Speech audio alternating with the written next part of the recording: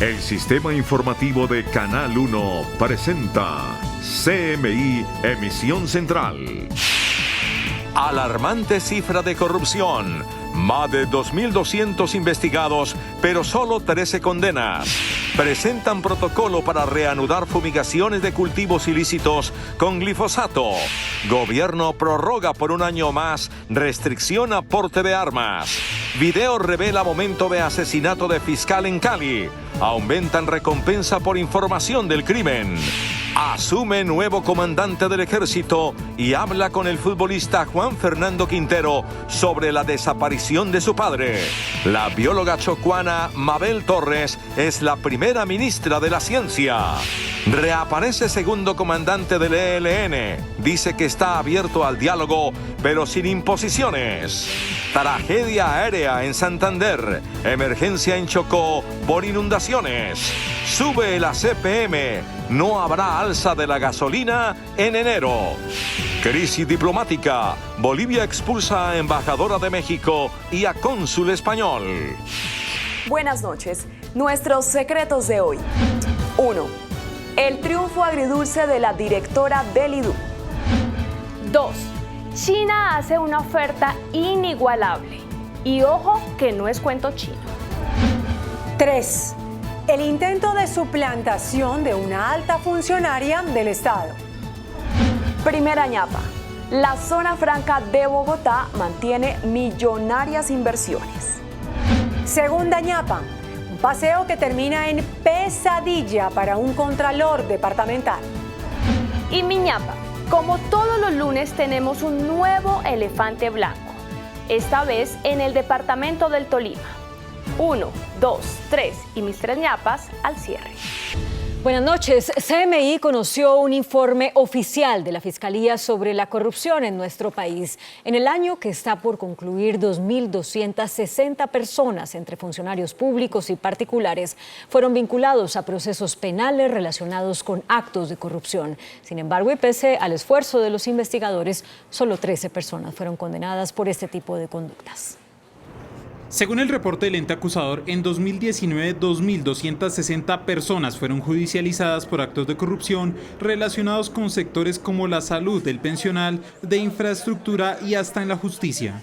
Este año, 644 personas tuvieron que enfrentar cargos por estos hechos e incluso 462 fueron detenidas. En el informe, la entidad señala que 107 funcionarios del sector justicia enfrentan procesos por corrupción en casos que enredan a fiscales, magistrados y jueces. La corrupción es el principal problema que le preocupa a la ciudadanía y eso implica, por lo tanto, que haya unas acciones aún más ambiciosas en términos de llegar a medidas anticorrupción que no sean solamente aisladas y desarticuladas. Uno de los hallazgos que alarma a la Fiscalía tiene que ver con el sistema pensional, dado que se encontraron irregularidades este año por 153.000 millones de pesos. La millonaria defraudación en el sector enredaría a 147 personas vinculadas a estos actos irregulares. La eliminación de la casa por cárcel de ese beneficio para las personas sancionadas por corrupción, pues da una señal en el sentido de quitar privilegios para aquellas personas que están incurriendo en este tipo de delitos que son muy graves para nuestra sociedad. Entre los casos por corrupción que dejan más procesados este año figuran escándalos como el de Odebrecht y el desfalco en la 4ª Brigada del Ejército y en la Contraloría de Medellín. Precisamente hoy un juez de Barranquilla concedió detención domiciliaria al secretario de Educación del Atlántico, Dagoberto Barraza, investigado por la Fiscalía por presuntos hechos de corrupción en el plan de alimentación escolar. Un juez de Barranquilla concedió detención domiciliaria al secretario de Educación del Atlántico, Dagoberto Barraza, investigado por la Fiscalía por presuntos hechos de corrupción en la contratación del programa de alimentación escolar PAE en Atlántico.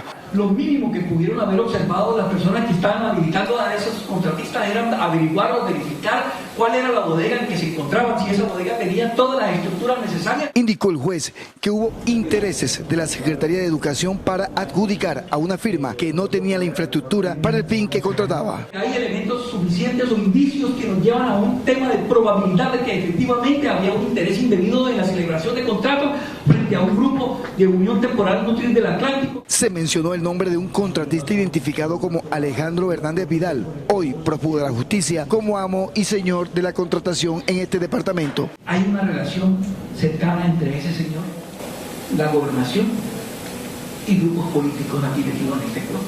Al igual que Barraza, otros funcionarios de la Secretaría de Educación y 2 contratistas recibieron detención domiciliaria. Y el gobierno reveló el proyecto de decreto que servirá como base para reanudar la fumigación de cultivos ilícitos con glifosato en 2020. El decreto establece una serie de medidas para controlar cualquier riesgo a la salud y al medio ambiente que se genere con la aspersión. El decreto contiene todo un protocolo referente a todos estos tipos de quejas para efectos de cumplir con la Corte y minimizar al máximo los riesgos posibles que se presenten en temas de salud o de medio ambiente. Pero para reanudar la fumigación se necesitan estudios de riesgo en salud y medio ambiente. Aquí no estamos hablando específicamente de un herbicida, sino evaluando el riesgo de exposición al mismo. Y para eso estamos siguiendo unos protocolos de la Organización Mundial de la Salud. Que se minimice el efecto en cualquier otro tipo de recurso que esté alrededor de este tipo de cultivos. El gobierno advirtió que la fumigación se hará en zonas restringidas. Se trata de un mecanismo que se empleará solamente en algunas áreas del territorio nacional, particularmente en aquellas áreas de cultivos industriales de hoja de coca. Con los estudios listos, será el Consejo Nacional de Estupefacientes el que determine si autoriza nuevamente la fumigación con glifosato. Organizaciones sociales y los gobiernos regionales dividieron opiniones frente a la reanudación de las fumigaciones de cultivos ilícitos con glifosato. Para las organizaciones sociales encabezadas por Red de Paz, la determinación del gobierno de reiniciar las aspersiones con glifosato para acabar con los cultivos ilícitos es una burla para la ciudadanía, que se ha manifestado en contra de esta técnica nociva para la salud. Un ataque del gobierno nacional, un ataque más a los campesinos y campesinas de este país. Desde la Comisión de Paz del Congreso también se pronunciaron en contra de esta medida. Va a afectar la salud, la vida de nuestros campesinos y de los animales y las fuentes hídricas de nuestro territorio.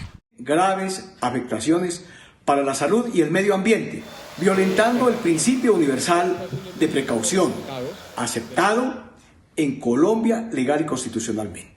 El gobierno de Nariño, uno de los departamentos más afectados por los cultivos ilícitos, aseguró que los campesinos serán los directamente afectados con esta decisión del presidente Iván Duque. Para erradicar los cultivos de uso ilícito hay que acompañar de un programa de sustitución, un programa de asistencia técnica que le permita a las familias contar con una alternativa de subsistencia. El gobernador de Antioquia reiteró que esta medida ayudará a disminuir el aumento de los cultivos ilícitos en Colombia. A mí me da mucha alegría que ya terminando el gobierno se reactive eso. A mí me gusta mucho que podamos fumigar con helicópteros de alta precisión. A mediados del próximo año se estarían reiniciando las aspersiones con glifosato.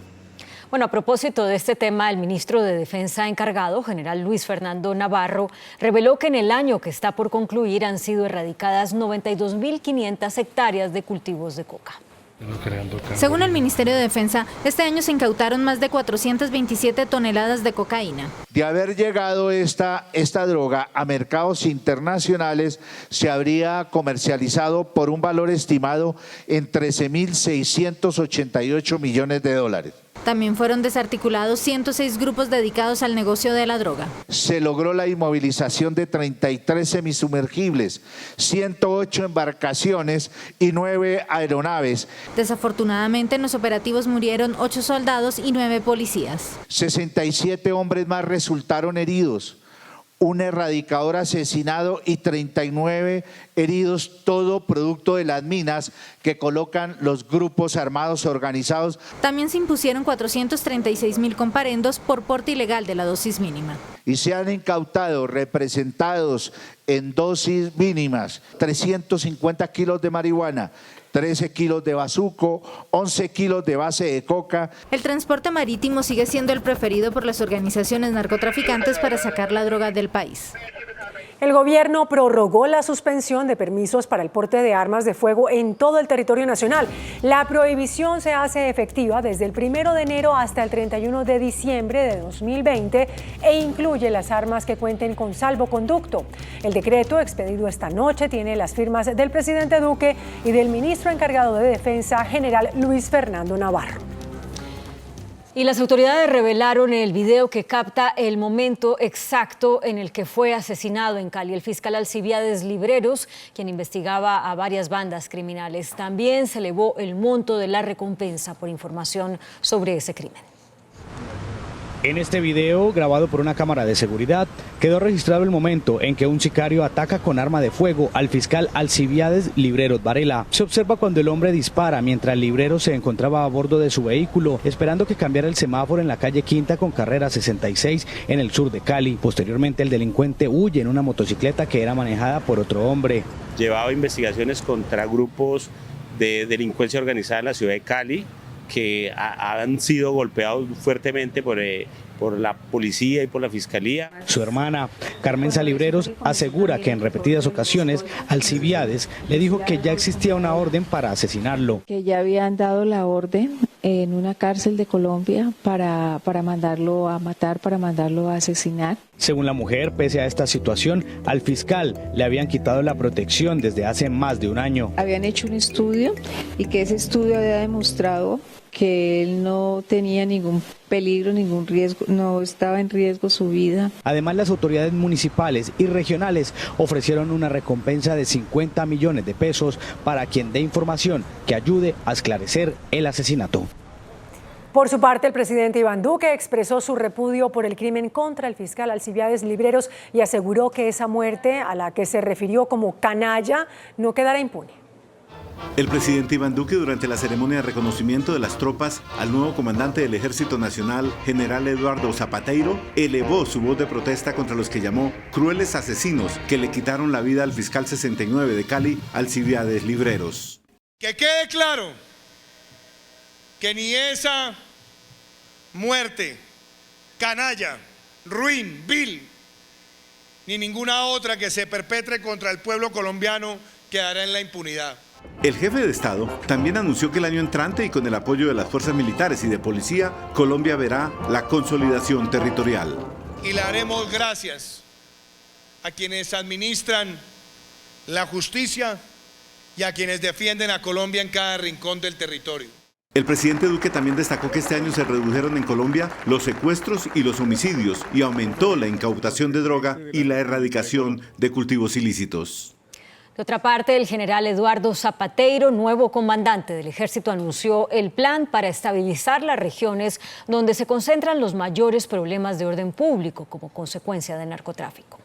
Asumo el mando del glorioso ejército bicentenario de los colombianos.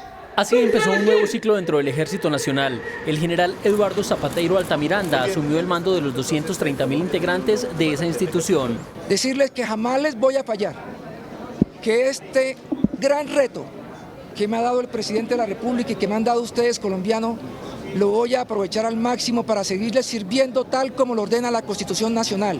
Anunció que se reunirá en las próximas horas con todos los generales para definir acciones en zonas donde están ocurriendo hechos graves de orden público. El ejército se maneja con planes, el ejército es una institución fuerte y lo que voy a tratar de hacer es demostrarles que en el 2020, a partir del momento, voy a tratar de estabilizar regiones donde los colombianos podamos estar tranquilos. El nuevo comandante del ejército enfrenta cuestionamientos por el reclamo de información que le hizo el futbolista Juan Fernando Quintero sobre la desaparición de su padre hace 24 años. Nosotros, o en mi caso, yo no estoy juzgando a nadie, simplemente quiero saber qué pasó con mi papá y ya está. Entonces yo creo que tenemos las personas indicadas que le dan buen manejo a esto y nosotros como familia seguramente nos vamos a reunir. Jaime Quintero Cano era soldado y el entonces capitán Eduardo Zapateiro le dio la orden de regresar de Urabá a Medellín y nunca se volvió a saber de él. Las puertas de mi comando estarán abiertas para atender las necesidades que ellos requieran del ejército. El general Zapateiro fue absuelto por el Tribunal Administrativo de Antioquia de responsabilidades por acción o por omisión en este caso. Entre tanto, reapareció el segundo al mando del ELN, Antonio García. Dijo que esa guerrilla está dispuesta a negociar sin imposiciones previas por parte del gobierno. En la entrevista que concedió a varios medios alternativos latinoamericanos, el segundo al mando del ELN, Antonio García, dice que este grupo armado está dispuesto a buscar un diálogo con el gobierno. A Duque y a los demás gobiernos que estamos en disposición de conversar, que nos sentemos a la mesa, que conversemos sin ningún tipo de imposiciones. Según García, el gobierno del presidente Duque no ha escuchado a la calle que pide que se reinicien los diálogos con esta guerrilla, rotos desde enero del 2018, tras el atentado a la Escuela de Cadetes General Santander. Dice García que el presidente Duque busca un diálogo a su acomodo. El gobierno no debe hacer ningún tipo de exigencia, ni frente al tema de las privaciones de la libertad, ni hacia las acciones del conflicto armado. Porque el gobierno piensa de que primero la insurgencia tiene que desaparecer, pues de entrada nosotros vamos a decir que no, porque nosotros somos un movimiento armado. Para el ELN, una de las principales razones actuales de desconfianza frente al gobierno Duque es el incumplimiento de los acuerdos firmados en La Habana con las FARC. Y precisamente el ELN rechazó la captura en Cali del gestor de paz de esa guerrilla, Juan Carlos Cuéllar. Que sean los conflictos. En las últimas horas, el ELN envió este comunicado oficial respondiendo ante la captura en Cali de Tulio Alberto Astudillo Victoria, conocido como Juan Carlos Cuéllar o alias Silvio. Según el texto, fue traicionada la confianza. Esta captura de un gestor de paz amplía el clima de desconfianza que se suma al no cumplimiento de acuerdos anteriores. Alias Silvio se encontraba en Cali cuando fue capturado por los delitos de rebelión, homicidio, extorsión, entre otros. Pertenecía al Frente de Guerra Suroccidental del ELN y participó en los acercamientos de procesos de paz en los gobiernos de Álvaro Uribe y Juan Manuel Santos. 5 zonas de reincorporación de excombatientes de las FARC serán reubicadas. La decisión se toma para continuar sin ningún tropiezo con los proyectos productivos en los que participarán más de 6.000 excombatientes. En diálogo con CMI, el director de la Agencia de Reincorporación, Andrés Estapper, aseguró que se trasladarán los espacios territoriales ubicados en Yarí, en el departamento del Meta, Pradera en Putumayo, Tumaco, Nariño, Charras en San José del Guaviare e Ituango en Antioquia. Acercarlo mucho más a los polos de desarrollo, previo acuerdo con todas las comunidades de excombatientes y con las comunidades aledañas. Proceso trabajado de la mano con los mandatarios locales y obviamente con todo el apoyo y el acompañamiento del gobierno nacional. Y es que la hoja de ruta para la reincorporación de los excombatientes de las FARC quedó definida en las últimas horas. El objetivo para el 2020 es que el 100% de esos combatientes tengan sostenibilidad económica a través de un proyecto productivo o de un empleo, para lo cual estamos articulando con el sector privado, con la comunidad internacional, todo ese tipo de estrategias que nos permita llegar para que esos combatientes vean en la política que el señor presidente ha dicho en materia de construcción de paz, cómo la podemos lograr juntos. El gobierno está comprometido con la total reincorporación a la vida civil de los excombatientes de las antiguas FARC. Mabel Torres, doctora, científica, líder social y emprendedora del Chocó, fue designada por el presidente Iván Duque como la primera ministra de Ciencia, Tecnología e Innovación de Colombia. El presidente Iván Duque dijo que se siente orgulloso al designar a Mabel Torres Torres, primera ministra de Ciencia, Tecnología e Innovación de Colombia. Es una líder científica, una líder social y una líder emprendedora. El mandatario nacional señaló que la señora Mabel Torres tendrá misiones muy importantes en el ministerio que acaba de ser creado por una ley de la República. En sus tareas estará la puesta en marcha del Sistema Nacional de Ciencia y Tecnología, pero adicionalmente también el fortalecimiento presupuestal del sector. La nueva ministra es una científica de Bahía Solano, en el Chocó, que tras 9 años de formación educativa en el exterior regresó a su departamento para desarrollar un nuevo modelo de producción que reconcilia ciencia, saberes ancestrales y economía. Yo me comprometo desde hoy, con su apoyo, a aportar esa transformación social, a seguir haciendo lo que estamos haciendo para construir, como dijimos en la misión, este país con desarrollo humano, con equidad y un país más productivo. La integrante número 18 del gabinete del presidente Duque también participó en la misión de sabios que presentó propuestas para mejorar la ciencia y la tecnología en Colombia. Las autoridades investigan las causas del siniestro de una avioneta que se precipitó a tierra tras despegar del aeropuerto Palo Negro en Lebrija, Santander. 3 personas perdieron la vida en el hecho. Una falla en el motor reportada por el piloto 10 minutos después de su despegue del aeropuerto Palo Negro sería la causa del siniestro aéreo de la avioneta Cessna HK2629 de la empresa Aerogalán, que esta mañana se precipitó a tierra en zona rural de Lebrija, Santander, causando la muerte a sus 3 tripulantes. Dio varias vueltas en la zona, intentó devolverse al aeropuerto como aterrizar, no lo logró hacer y cayó acá en un potrero de la vereda San Pablo. Las autoridades que atendieron el hecho señalaron que la aeronave transportaba una millonaria remesa rumbo a Cimitarra, Santander. Ya se estaban activando, se han activado todos los procedimientos, todo el protocolo de seguridad para intentar que la aeronave volviera a tocar tierra en el Aeropuerto Internacional Palo Negro. Lamentablemente no alcanzó a llegar. A través de un comunicado de prensa, la Aerocivil aseguró que la aeronave se encontraba al día en materia de revisión técnica y anunció el despliegue de un equipo de técnicos al lugar de los hechos para establecer las causas del siniestro que cobró la vida al capitán y a 2 tripulantes de la transportadora de valores.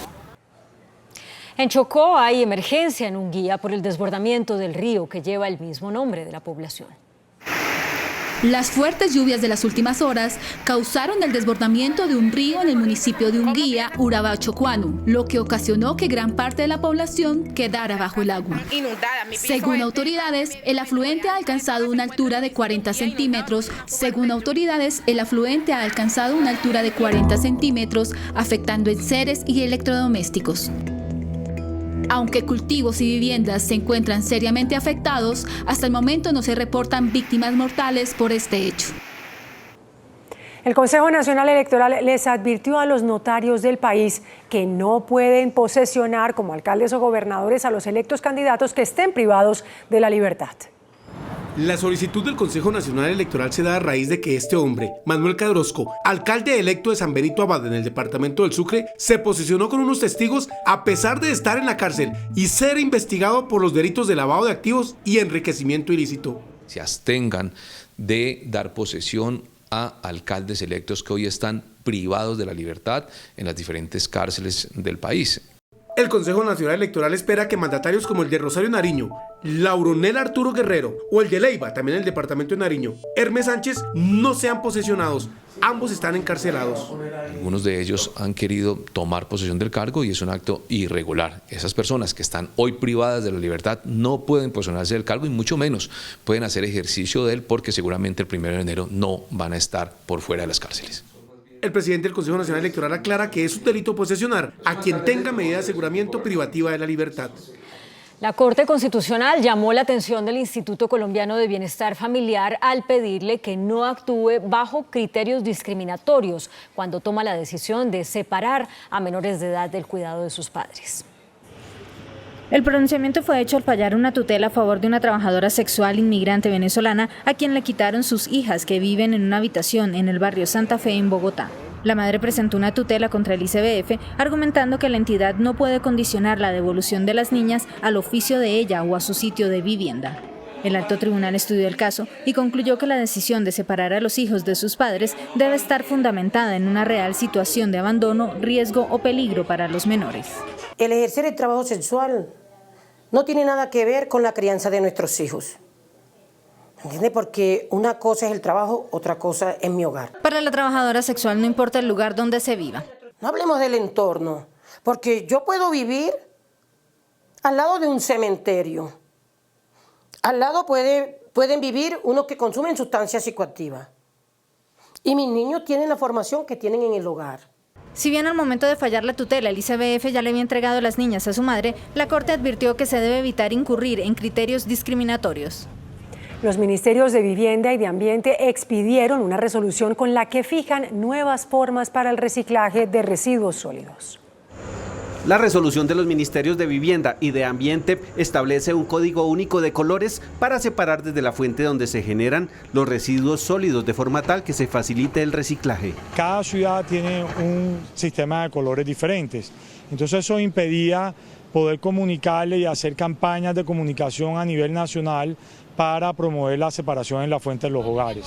La norma dispone que en las bolsas blancas se depositen residuos aprovechables como plástico o cartón, en las negras la basura no aprovechable como el papel higiénico y en las verdes los residuos orgánicos aprovechables como los restos de comida. Es importante por el medio ambiente, la basura va para un sitio y todo lo que es plástico y material reciclable va en otra bolsa.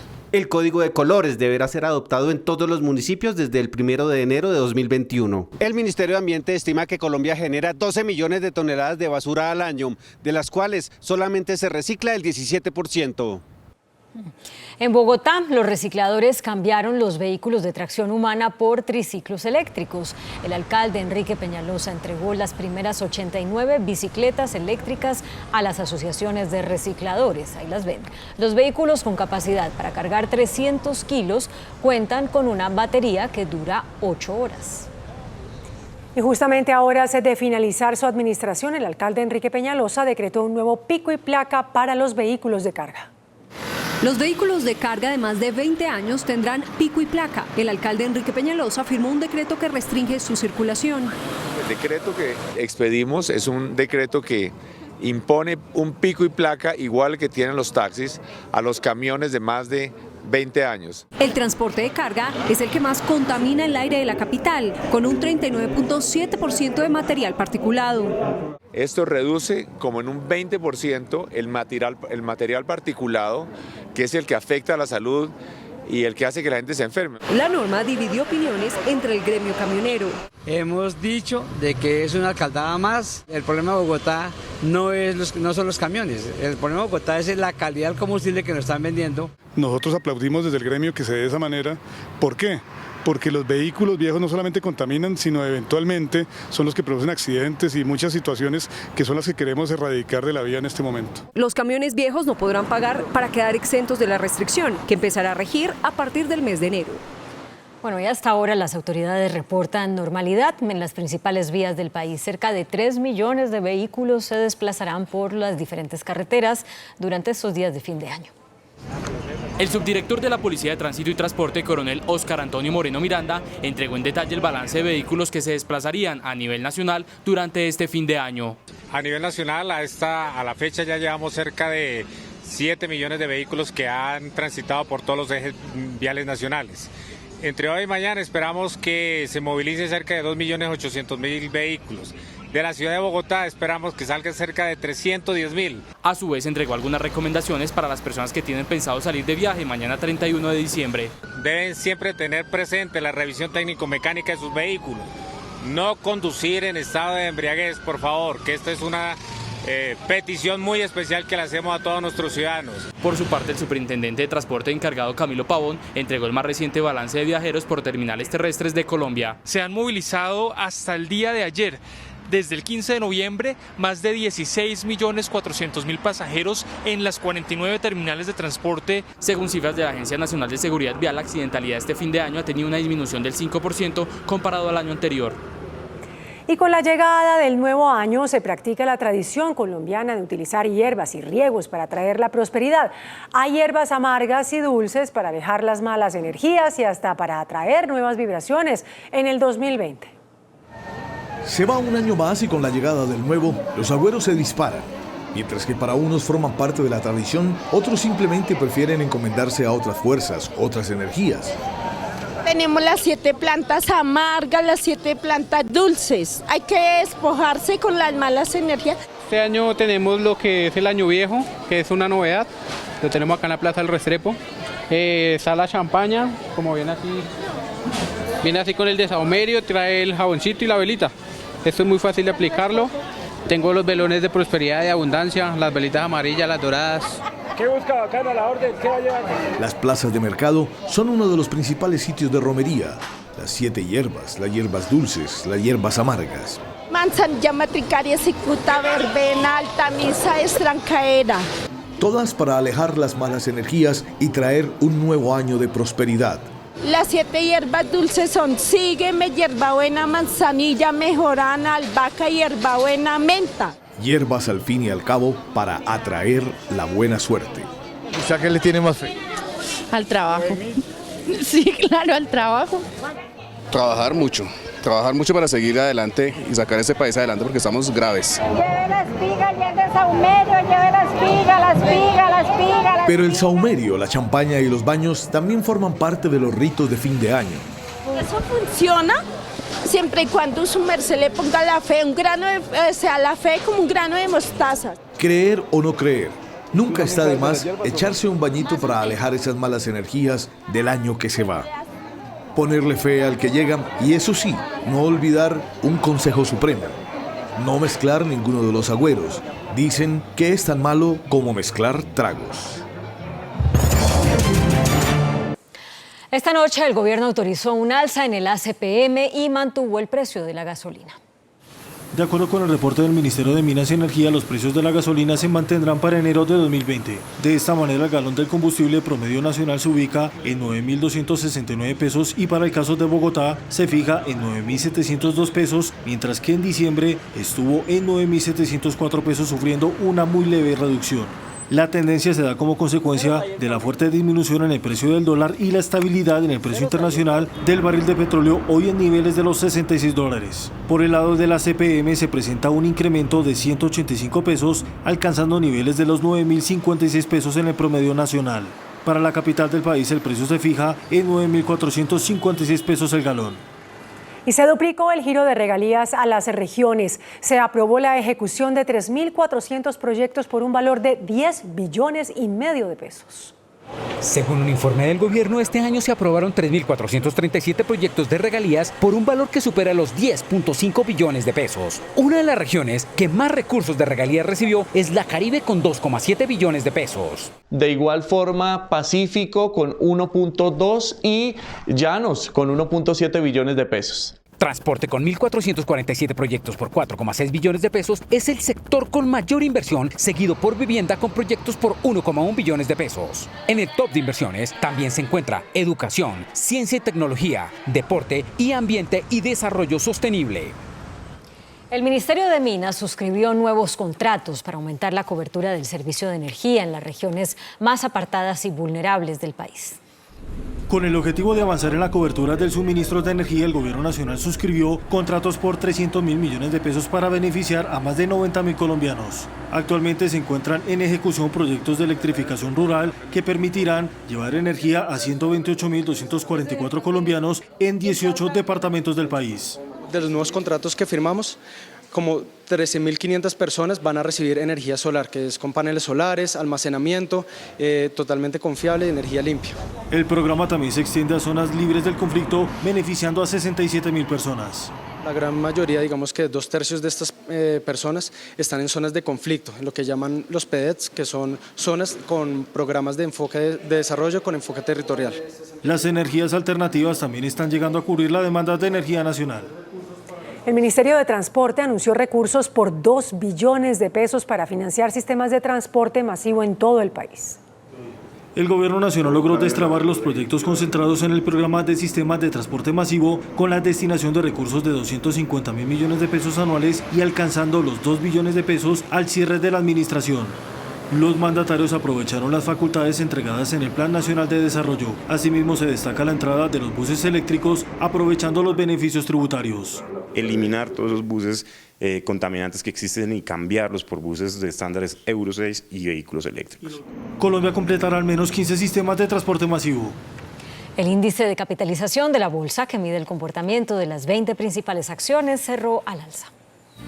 El índice de capitalización de la Bolsa de Valores de Colombia subió 0,07% a 1.662 puntos. La acción de Cementos Argos fue la que más subió, con una valorización de 5,34% a 7.300 pesos. La acción del Grupo Argos fue la que más cayó, con una pérdida de 2,73% a 17.800 pesos. La acción más negociada de la jornada fue la de Preferencial Bancolombia, al movilizar más de 9.000 millones de pesos. El dólar cerró a la baja. Indicadores económicos en CMI. La tasa representativa del mercado que regirá para mañana martes será de 3.277 pesos con 14 centavos. Los profesionales de cambio compran la divisa en promedio entre 1.240 pesos y la venden entre 1.270 pesos. Un euro cuesta 3.680 pesos con 50 centavos. La libra de café en Nueva York se cotizó a $1 con 32 centavos. El azúcar se transó en 13,54 centavos de dólar la libra. El barril de petróleo WTI se cotizó en $61 con 66 centavos. La referencia Brent para Colombia se cotizó en $66 con 65 centavos. Una acción de Ecopetrol cuesta 3.315 pesos. El gobierno de Bolivia declaró personas no gratas a la embajadora de México y al cónsul de España en ese país y les dio un plazo de 72 horas para que se vayan de la nación. En una decisión que recrudece el conflicto diplomático entre Bolivia, México y España, el gobierno de Yanín Áñez dio 72 horas a la embajadora mexicana María Teresa Mercado y al cónsul español Álvaro Fernández para que abandonen el país después de ser declaradas como personas no gratas. Las tensiones que comenzaron cuando la administración de Andrés Manuel López Obrador asiló al expresidente dimitente Evo Morales empeoraron después de que el Ejecutivo boliviano denunció que funcionarios de la Embajada de España en La Paz intentaron ingresar de forma clandestina en la Embajada mexicana, donde se encuentran solicitando asilo un grupo de exfuncionarios de Morales. No podemos tolerar es el abuso y la prepotencia de sus gobernantes que claramente tratan de encubrir y proteger a criminales. Tras conocer el anuncio, Madrid respondió en reciprocidad al gesto que tildó de hostil, con la expulsión de 3 diplomáticos bolivianos, mientras que México ordenó el regreso de su funcionaria con el fin de resguardar su seguridad. Mientras tanto, en España, Pedro Sánchez y Pablo Iglesias presentaron el programa para su gobierno de coalición. El presidente del gobierno español, el socialista Pedro Sánchez, y el líder de izquierda, Pablo Iglesias, presentaron el programa de su coalición. En el documento de 50 páginas llamado Coalición Progresista, un nuevo acuerdo para España, expusieron medidas concretas del pacto firmado el pasado 12 de noviembre, donde las principales temáticas serán las políticas sociales, el cambio climático y el feminismo. Y este es el programa ambicioso, valiente y, por encima de todo, como decía al principio de mi intervención, progresista, con el que pretendemos hacerlo realidad. Este anuncio llega en momentos en los que el Partido Socialista está ultimando acuerdos con otras formaciones para el respaldo parlamentario, primero para la investidura de Sánchez como jefe del gobierno y después de su ejecutivo. El científico chino que modificó genéticamente los primeros bebés para hacerlos inmunes al VIH fue sentenciado a 3 años de prisión y a pagar una multa de casi $500,000. A 3 años de prisión fue condenado Hong Xin-Kue, el científico que modificó genéticamente los embriones de 2 gemelas que se encontraban en fase de gestación para que presentaran inmunidad a la infección por VIH. El fallo, que condenó el alto grado de peligro social del experimento que tildaron de ilegal, también le impuso una multa de $430,000 al científico chino. La información añade que el equipo de He falsificó un certificado de revisión ética y que reclutó a 8 parejas para crear estos bebés. Las autoridades chinas también acusan al científico de llevar a cabo la investigación ilegalmente para conseguir fama personal y ganancias. Y también determinaron que He evitó la suspensión, recaudó fondos y organizó investigadores por su cuenta para llevar a cabo la investigación sobre edición genética de embriones humanos con fines reproductivos, algo completamente prohibido por la ley china. En Estados Unidos, una fuerte tormenta invernal causó graves estragos en el medio oeste del país y amenaza con afectar a decenas de viajeros que planean salir este fin de año. Los estados de Wisconsin y Michigan se preparan para el embate de una fuerte tormenta invernal que amenaza con traer intensas lluvias, poderosos vientos y mucha nieve. Mientras tanto, otros estados del país como Minnesota, Dakota del Norte y Dakota del Sur también se vieron afectados por el sistema meteorológico que provocó la caída de una gran cantidad de nieve que cubrió gran parte de las vías, desató el caos vehicular y generó un gran número de accidentes de tránsito. Las autoridades instaron a la ciudadanía a permanecer en sus hogares y atender las medidas de precaución ante las malas condiciones meteorológicas, que a su vez amenazan con provocar cientos de cancelaciones de vuelos y peligros en las carreteras para este fin de año. Y entre tanto, en Australia se agudiza la emergencia provocada por varios incendios forestales que están fuera de control. Más de 100.000 personas tuvieron que evacuar 5 localidades cercanas a la ciudad australiana de Melbourne por cuenta de los gigantescos incendios que continúan azotando al país oceánico y que han sido avivados por una intensa ola de calor. Las autoridades de esa ciudad, la segunda más poblada del país, declararon el estado de emergencia luego de que un bombero voluntario que luchaba con las llamas muriera. Australia es el primer país en el mundo en recibir el Año Nuevo y siempre lo hace con espectáculos de fuegos artificiales que se cancelaron en la capital Canberra y otras ciudades debido a los más de 100 focos activos. Sydney, en cambio, realizará mañana su icónica demostración tras recibir una sección de la prohibición total. El Servicio Meteorológico de Rusia informó que 2019 fue el año más caluroso de su historia. Moscú vive un diciembre sin nieve. En las últimas semanas, los termómetros superaron los 4 grados, un hecho inusual, dado que el promedio para esta época del año es de 6 grados bajo cero. Emoji fue elegida como la palabra del año 2019 según la Fundación del Español Urgente. El argumento es que los emoticones ya forman parte de nuestra comunicación diaria y que conquistan día a día nuevos espacios, más allá de las conversaciones privadas en chats y aplicaciones de mensajería.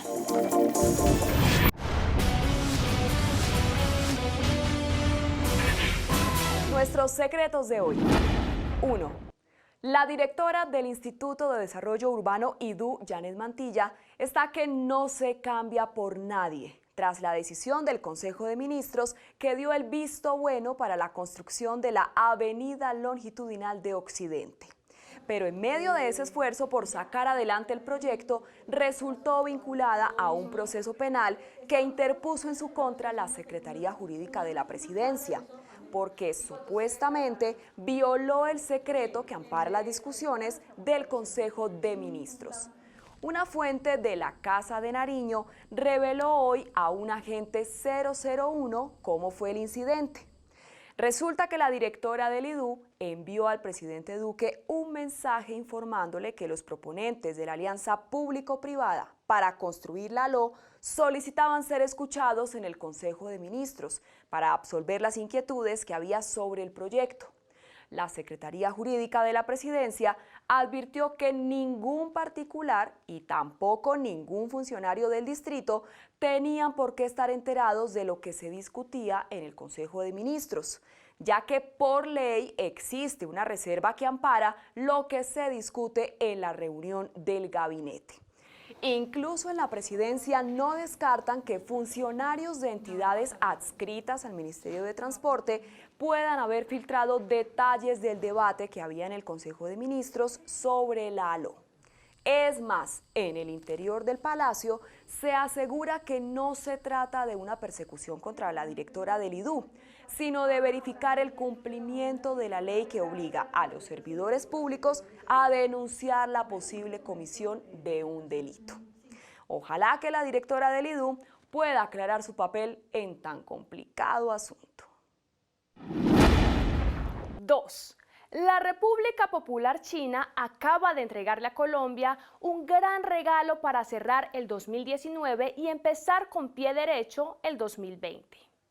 Se trata de 70 becas para estudiantes colombianos que deseen formarse en áreas relacionadas con la llamada economía naranja, es decir, las industrias creativas y culturales que basan gran parte de su desarrollo en la innovación y la propiedad intelectual. Las becas que se podrán gestionar por medio del ICETEX cubren los gastos de matrícula y vivienda y hasta un año de aprendizaje de mandarín, reconocido como el idioma oficial de China. Yo les recomiendo a los jóvenes del país que lo piensen muy seriamente. Van a haber 70 becas, un porcentaje de ellas grandes para el sector de la economía naranja, temas de innovación, temas de diseño, temas de software. Y hay otras 30 abiertas a otro tipo de estudios, pero son parte de las becas, son para pregrado, parte para maestría y parte para doctorado. La oportunidad es única y ojalá se llenen todos los cupos porque casi el 30% de las becas a esa república que se ofrecieron este año se perdieron. ¿Saben por qué? Por la falta de aspirantes. 3. Los avivatos no descansan ni siquiera durante estas fiestas de fin de año. Aprovechando que por estos días alcaldes y gobernadores electos están conformando su equipo de colaboradores, desde una cuenta de WhatsApp están contactando a los mandatarios para recomendar personas a nombre de la vicepresidenta Marta Lucía Ramírez para que sean nombradas en los nuevos equipos de gobierno. La vicepresidencia, mediante un comunicado, denunció la situación. Advierte que se trata de una cuenta falsa y deja en claro que la vicepresidenta no interviene directa o indirectamente en el nombramiento de funcionarios en ningún nivel y que nunca lo ha hecho ni lo hará, no solo porque respeta la autonomía de los mandatarios, sino porque la ley lo prohíbe.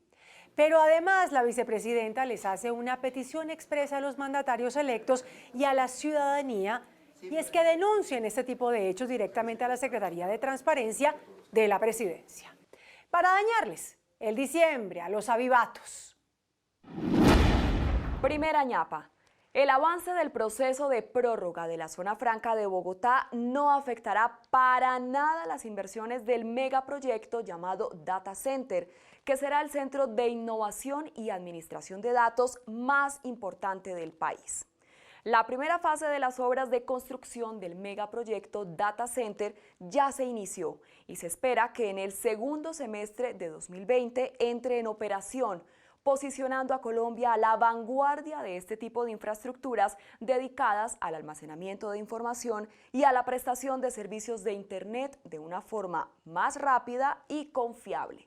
Y mientras este megaproyecto avanza, también sigue su curso ante el Ministerio de Comercio la solicitud de prórroga del régimen especial de la Zona Franca de Bogotá, que seguramente se ampliará por espacio de 30 años más. Dos proyectos que serán bandera el próximo año. Segunda ñapa. Hace un año denunciamos en esta sección el viaje a Panamá de 82 funcionarios de la Contraloría de Boyacá para una actividad de integración realizada entre el 3 y el 5 de marzo de 2018, cuyo costo alcanzó los 137 millones de pesos. Resulta que la Procuraduría General de la Nación acaba de sancionar con 4 meses de suspensión al Contralor de Boyacá, Pablo Augusto Gutiérrez, y a 6 funcionarios más de la entidad por aprobar y ejecutar el contrato que permitió ese viaje y que se terminó financiando con recursos del Fondo de Bienestar Social de la Contraloría de Boyacá. Según la Procuraduría, el saliente Contralor de Boyacá firmó el convenio sin que existiera un estudio que demostrara que el viaje era necesario para la entidad, lo que se considera como una abierta violación a los criterios de equidad y eficiencia. El saliente Contralor de Boyacá podrá apelar la sanción por una falta que la Procuraduría considera como grave. Y mi ñapa. Un distrito de riego que debía beneficiar a los agricultores de 3 municipios en el departamento del Tolima, cuya construcción nunca se terminó, pese a que se han invertido más de 495.000 millones de pesos, es nuestro elefante blanco del día. El proyecto denominado Distrito de Riego del Triángulo del Tolima comenzó a construirse hace 12 años, en 2007. Debía beneficiar a los agricultores de los municipios de Collaima, Natagaima y Purificación. La obra estuvo a cargo por un tiempo del desaparecido Instituto para el Desarrollo Rural, INCODER, y pasó a manos de la Agencia de Desarrollo Rural. Sin embargo, los años han pasado sin que se termine y el proyecto hoy es una enorme estructura de concreto por donde simplemente circula agua. La inversión acumulada en el proyecto a lo largo de 12 años es de 495.367 millones de pesos y hasta el momento, nada de nada. La Contraloría General ya tomó cartas en el asunto y lanzó un ultimátum a la Agencia de Desarrollo Rural para que en 30 días entregue un plan de choque que permita aprovechar esta obra que parece estar ya en el olvido. Hasta mañana. Que descansen.